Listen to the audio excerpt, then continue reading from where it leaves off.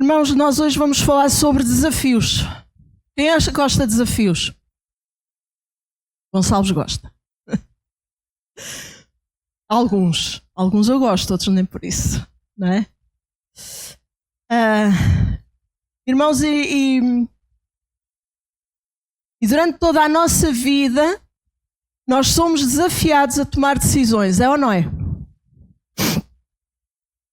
Mais ou menos importantes, mas nós temos que tomar decisões.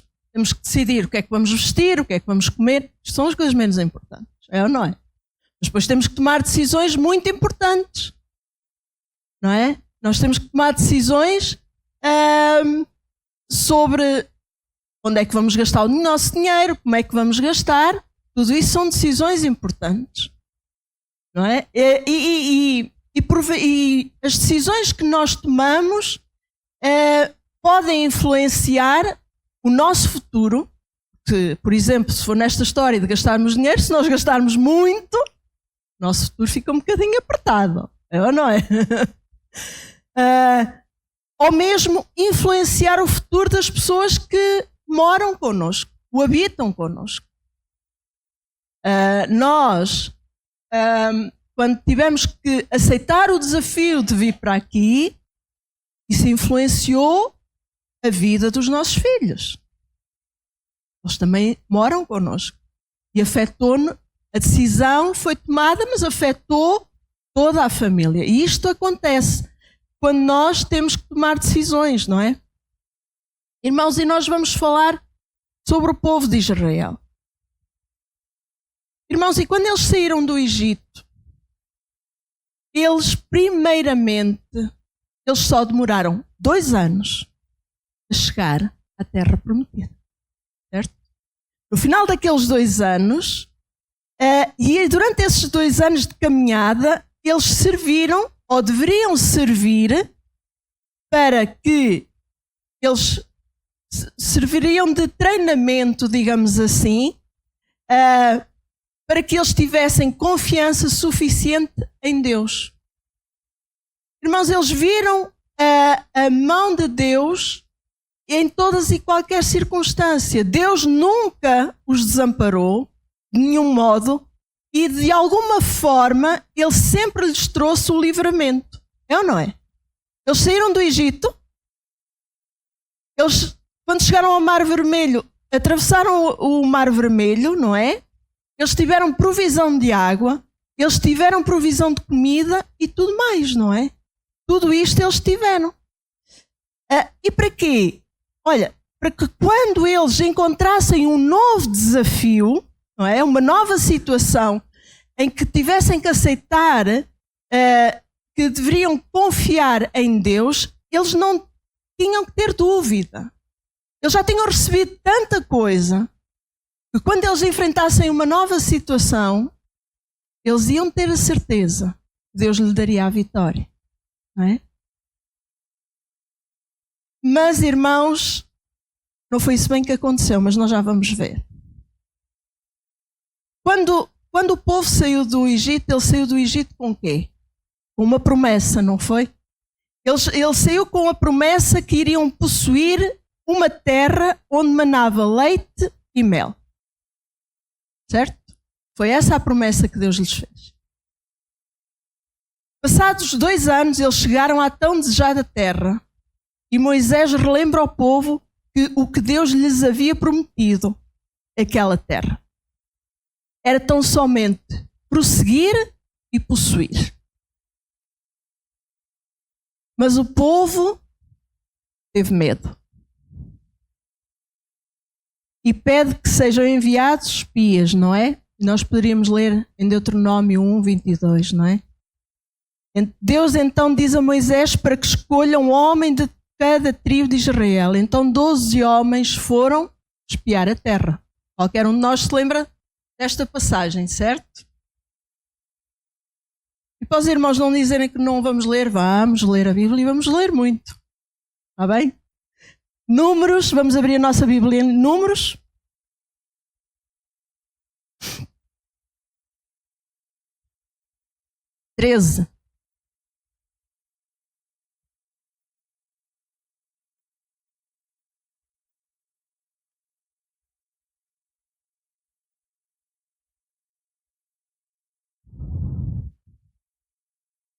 3 a partir do versículo 1 até ao versículo 3 e depois vamos dar um salto para o versículo 17, está bem? E diz assim a palavra do Senhor. E falou o Senhor a Moisés, dizendo: envia homens que espiem a terra de Canaã, que eu hei de dar aos filhos de Israel. De cada tribo de seus pais enviareis um homem, sendo cada qual maioral entre eles. E enviou-os Moisés do deserto de Parã, segundo o dito do Senhor. Todos aqueles homens eram cabeças dos filhos de Israel. E agora a partir do versículo 17. Enviou-os, pois, Moisés a espiar a terra de Canaã e disse-lhes: subi por aqui para a banda do sul e subi à montanha. E vede que terra é, e o povo que habita nela, se é forte ou fraco, se é pouco ou muito. E qual é a terra em que habita, se boa ou má? E quais são as cidades em que habita, se em arraiais, se em fortalezas? Também, qual é a terra, se grossa ou magra, se nela há árvores ou não? E esforçai-vos e tomai do fruto da terra. E eram aqueles dias os dias das primeiras uvas. É aqui a palavra do Senhor, para já. Bem? Irmãos, e nós vamos ver uma coisa. Deus espera que nós confiemos nele quando enfrentamos qualquer desafio. E o desafio era grande, como nós vamos continuar a ler, não é? O desafio era grande. No versículo 26 temos depois o relato, a partir do versículo 26, o relato dos espias, e vamos ler. E caminharam e vieram a Moisés e a Arão e a toda a congregação dos filhos de Israel no deserto de Parã, a Cádiz, e tornando deram-lhes conta a eles e a toda a congregação e mostraram-lhes o fruto da terra. E contaram-lhes e disseram: fomos à terra a que nos enviastes, e verdadeiramente mana leite e mel, e este é o fruto. O povo, porém, que habita nesta terra é poderoso, e as cidades fortes e muito grandes. E também ali vimos os filhos de Anak. Os amalequitas habitam na terra do sul, os heteus e os jebuteus e os amorreus habitam na montanha, e os cananeus habitam ao pé do mar e pela ribeira do Jordão. Então Caleb fez calar o povo perante Moisés e disse: subamos animosamente e possuámo-la em herança, porque certamente prevalecemos contra ela. Porém os homens que com ele subiram disseram: não podemos subir contra aquele povo, porque é mais forte do que nós. Infamaram a terra que tinham espiado perante os filhos de Israel, dizendo: a terra pelo meio da qual passamos a espiar é terra que consome os seus moradores, e todo o povo que vimos no meio dela são homens de grande estatura. Também vimos ali gigantes, filhos de Anak, descendentes dos gigantes, e éramos aos seus olhos como gafanhotos, e assim também éramos aos seus olhos. Até aqui a palavra do Senhor. Irmãos, vamos nos colocar no lugar deste povo. Estava a receber esta notícia. Eu chegava aqui e dizia assim: olha, nós vamos. E vinha mais meia dúzia comigo e diziam assim: ela é louca. Não vamos nada. Eles são enormes, isto é tudo gigante, é tudo. A terra emana leite e mel. Mas as pessoas que lá habitam são enormes. Nós não temos capacidade. O que é que os irmãos diziam? Não vamos, irmã Ruth, está pior. Vamos lá agora. Não. Irmãos, com um relatório destes, não é? Nós também começamos a olhar. Eles começaram a olhar para os obstáculos. E nós, muitas das vezes, na nossa vida, não olhamos para aquilo que Deus, esquecemos daquilo que Deus nos tem prometido e começamos só a ver os obstáculos.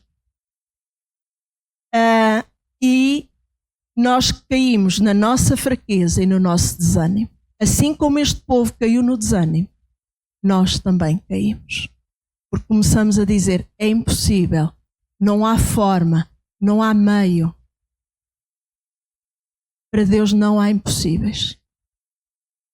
Aquilo que Deus prometeu, Ele cumpre. Amém? Irmãos, o relatório que estes homens deram era verdadeiro. Eles não acrescentaram, certo? Era verdadeiro. Não é? Eles mostravam que o desafio era grandioso. Só que em lugar de olharem para a situação como um desafio, 10 deles olharam como um grande obstáculo. O problema é que eles reconheceram o tamanho do obstáculo e esqueceram-se de reconhecer o tamanho de Deus. E quantas vezes isto não acontece em nós? No nosso dia a dia. Quando aparecem situações e nós olhamos para o tamanho da montanha, mas esquecemos que Deus é maior que a montanha. Deus é maior que o problema. Deus é a solução. Amém? Quando nos focamos apenas no tamanho do problema, deixamos de ver o tamanho daquele que deixou o problema aparecer diante de nós, ou do tamanho daquele que está conosco para nos ajudar a enfrentar o obstáculo. O problema ainda se tornou maior ao se esquecerem da presença de Deus com eles. Eles esqueceram-se do tamanho e do poder de Deus e focaram-se apenas no poder do fogo do inimigo. Diz no versículo 33 de Números 13, também vimos ali gigantes, filhos de Anak, descendentes dos gigantes, e éramos aos nossos olhos como gafanhotos, e assim também éramos aos seus olhos. Irmãos, eles acharam-se tão pequeninos, não é? Esqueceram que quando confiamos em Deus, Ele transforma os gigantes em gafanhotos e os gafanhotos em gigantes. Não é? Eles esqueceram-se que Deus podia todas as coisas. O maior obstáculo estava dentro deles. O maior obstáculo foi a desconfiança. Será que Deus vai mesmo conosco? Este povo perdeu o privilégio de ver e viver. Esta geração perdeu o privilégio de ver e viver na terra prometida.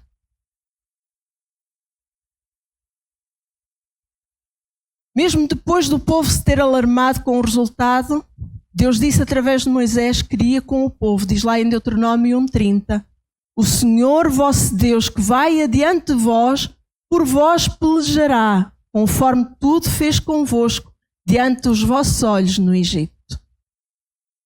Irmãos, mesmo assim, não é? Mesmo assim, o povo ficou com medo. Mesmo com Moisés a dizer, olha, o Senhor disse, vai convosco. Ele luta por vós. E nós sabemos no nosso dia a dia que Deus está connosco e que luta por nós. Luta connosco e luta por nós. E quantas vezes nós ficamos com medo de avançar?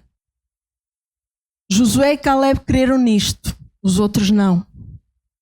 Eles viram os obstáculos da maneira correta, porque Josué e Caleb viram os obstáculos da maneira correta, porque não se focaram no tamanho do problema ou obstáculo, mas com certeza lembraram que foi Deus que os enviou.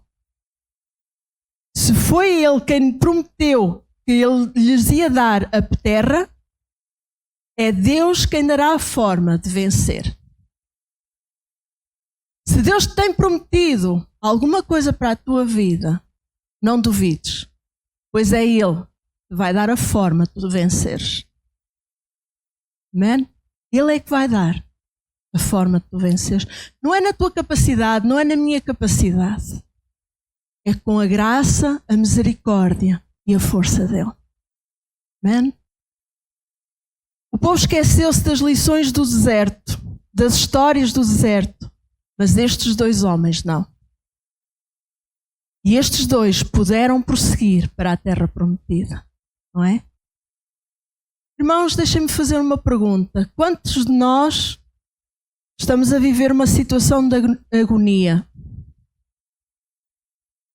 Seja ela financeira, de relacionamento, familiar, pessoal, de frustração de não estar a fazer aquilo para o qual fomos chamados. Seja o que for, nós precisamos escolher se nos vamos focar no tamanho do obstáculo ou no tamanho do nosso Deus. Vamos nos focar no tamanho dos obstáculos que aparecem ou vamos nos focar naquilo que Deus tem para nós, na promessa que Deus tem para nós? Relembrar o que Deus fez no passado vai nos ajudar a olhar para o futuro com confiança nele. Amém? As nossas histórias de vida tornam-se mananciais de fé. Pois o mesmo Deus do passado é o Deus que se vai revelar a nós no meio da pressão.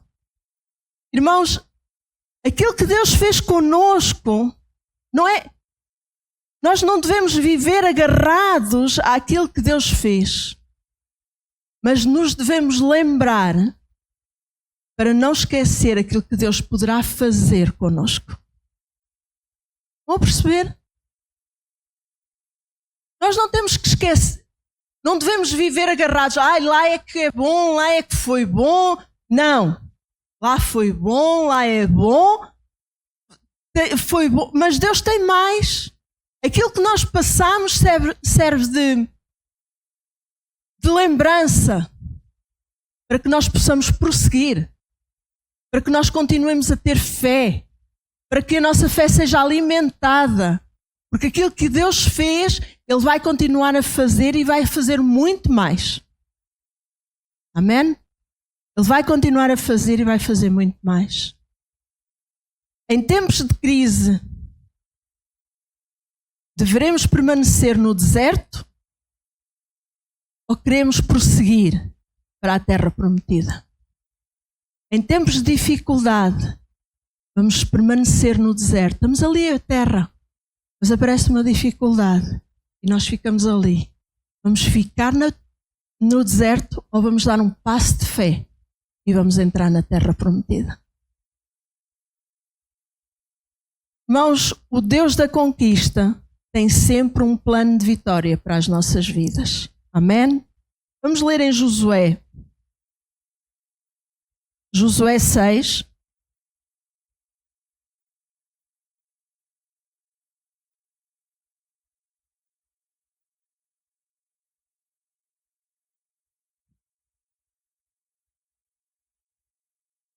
Não, irmãos, perdão.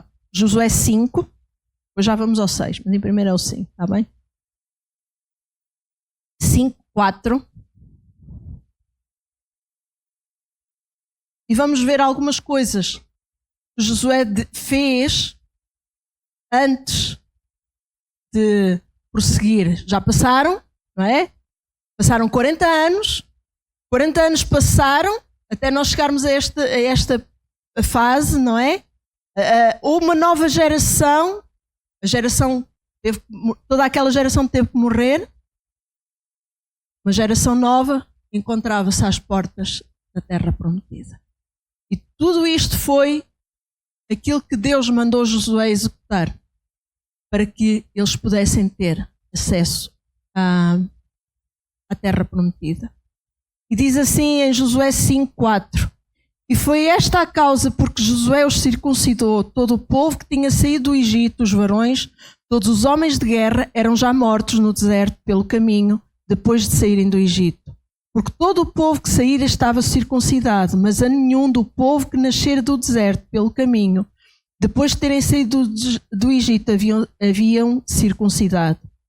Por 40 anos andaram os filhos de Israel pelo deserto, até se acabar toda a nação, os homens de guerra que saíram do Egito, que não obedeceram à voz do Senhor, aos quais o Senhor tinha jurado que lhes não havia de deixar ver a terra que o Senhor jurara a seus pais, dar-lhe terra que mana leite e mel.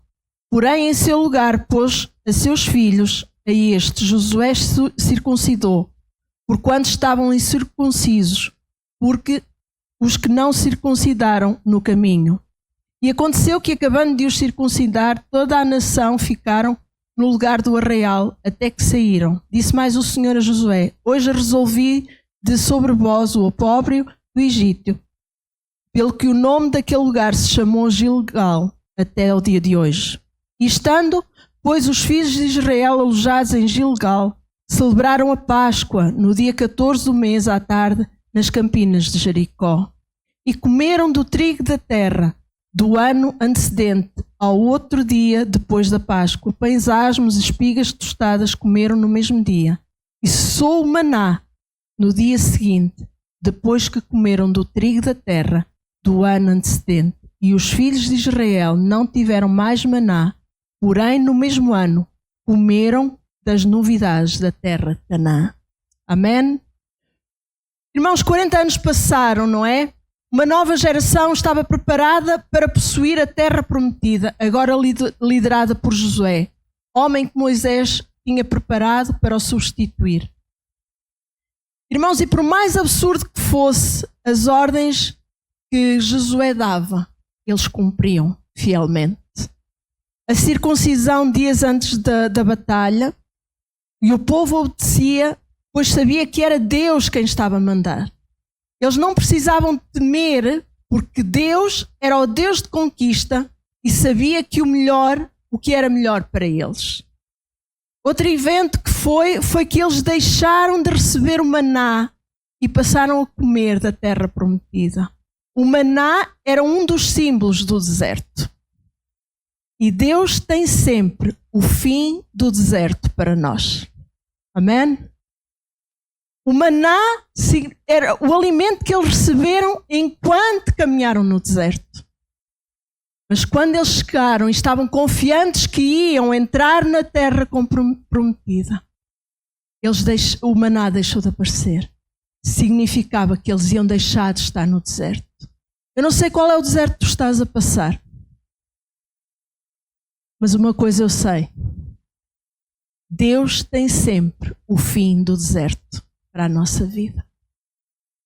Ele não quer que tu permaneças no deserto. Ele quer que tu entres na terra prometida. Ele quer que tu tomes posse das bênçãos que Ele tem para ti. Amém? Deus nunca deixa de nos dar nada que não substitua por algo melhor.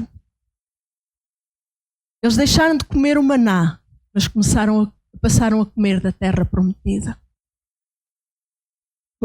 Provavelmente Deus te tem tirado algo, pode ter tirado alguma coisa. Cessou aquilo. E tu dizes agora, ficamos atarantados, e agora como é que vai ser? Deus tem algo melhor para ti. A minha sobrinha, a semana passada, acho que foi a semana passada, disse: Tita, é assim que ela me trata, vou ficar desempregada. Ela tinha 2 trabalhos, um de manhã e um à tarde. E ela disse: de manhã a clínica vai fechar. Eu disse: filha, não te preocupes, é porque Deus tem algo melhor para ti. E esta deve ser a nossa perspectiva, irmão e minha irmã. Quando alguma coisa se fecha, é porque Deus tem algo de melhor para ti. Não entres em desespero. Não entres em desespero. Confia no Senhor. Amém? Mas o mais importante de salientar é que o povo celebrou a Páscoa, pois assim como há 40 anos, lá no Egito, eles tinham celebrado antes de sair do Egito, antes de entrar na terra prometida. Eles voltaram a celebrar a Páscoa para que eles ficassem, não é? Para que se fortalecessem e conquistassem aquela terra. Irmãos, e da mesma forma, Jesus morreu por nós para que nós fôssemos libertos do domínio do pecado e de qualquer faraó que nos queira separar do amor de Deus. Da mesma forma, Deus deu tudo, deu o seu Filho, para que nós pudéssemos viver em liberdade de vida e em novidade de vida. Amém? O povo viu o fruto da obediência, não é? Em Josué 6:20.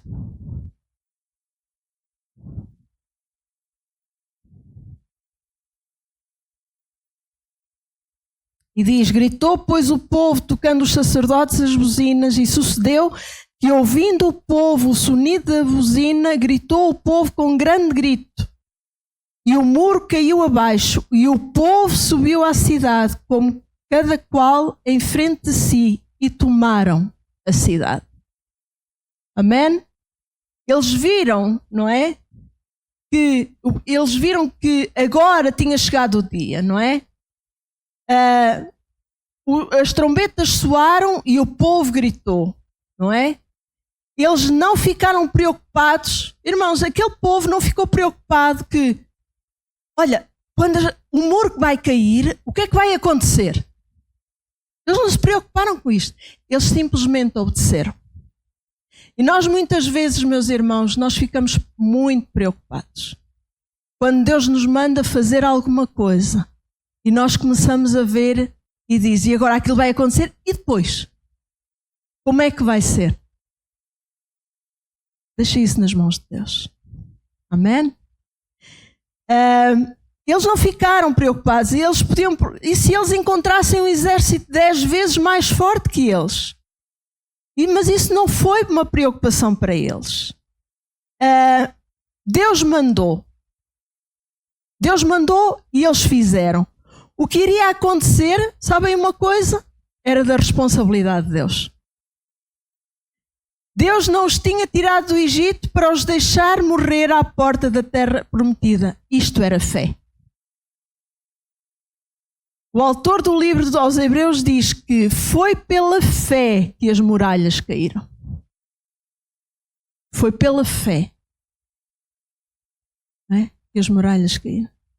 Qual foi a diferença desta geração para aquela que esteve tão perto e não entrou na terra prometida? Deus era o mesmo, os problemas eram idênticos, a grande diferença estava no coração. Estes agora creram nas promessas de Deus e que o Deus da conquista estava com eles. Quer receber a conquista? Não deixes para a geração seguinte. Confia no Senhor. Deus está contigo. Confia, descansa.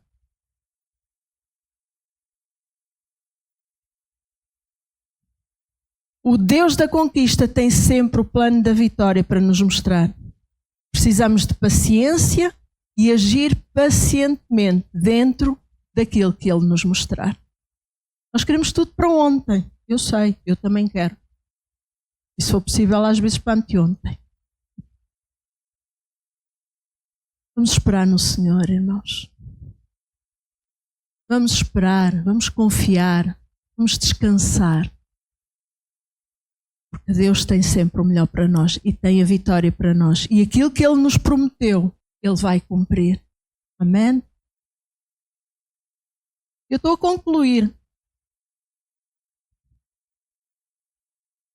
E o ponto destas histórias aplicadas no dia de hoje não significa que Deus nos vai dar tudo aquilo que nós desejamos.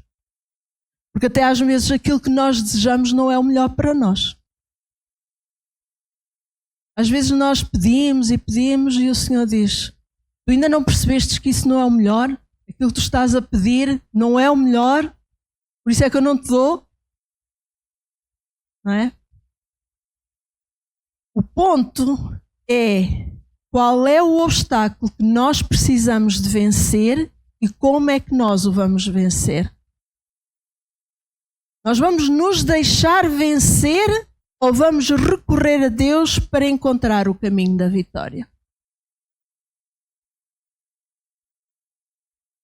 Olha, há coisas que eu há bocadinho falei, que nós andamos angustiados, frustrados. Entrega. Entrega a tua família ao Senhor. Entrega aos teus amigos. Entrega ao teu trabalho. Olha, entrega. Entrega, porque sabemos que Deus é o Deus da vitória. E às vezes nós estamos em situações que estamos ali num deserto, mas estamos perto da terra prometida. Não olhes tanto para os obstáculos, olha para a promessa de Deus. E se te encontras frustrado por não estares ainda a usufruir dos planos que Deus tem para a tua vida, confia somente. Olha, lembra-te do exemplo de Jesus. Deus, Pai, tinha um plano muito específico para a sua vida. Mas antes de Jesus começar o seu ministério, o que é que ele fez? Ele foi carpinteiro. Ele não nasceu para ser carpinteiro. Certo? Ele nasceu para um plano muito mais grandioso. Mas até que esse plano fosse executado, ele passou por um processo. Não deixes que o processo te impeça de aceitar o desafio. Não fiques frustrado. Simplesmente confia, porque no tempo determinado por Deus, tu vais viver aquilo que Deus te prometeu. Vamos aceitar o desafio que Deus tem para a nossa vida, que é ter confiança, ter fé que Ele tem o melhor para nós. Talvez não aquilo que nós queremos, mas aquilo que Ele sabe que é o melhor. Amém? Não fiques frustrado com o processo. Agradece a Deus cada vitória, cada conquista. E de conquista em conquista, tu vais chegar à terra prometida. Tu vais chegar à bênção maior, àquilo que Deus te tem prometido. Não fiques a olhar para os obstáculos. Não fiques a olhar para aquilo que te possa impedir. Mas lembra-te que Deus é maior. Qualquer problema, de qualquer situação. Amém? Vamos ficar de pé. Senhor, nós te agradecemos.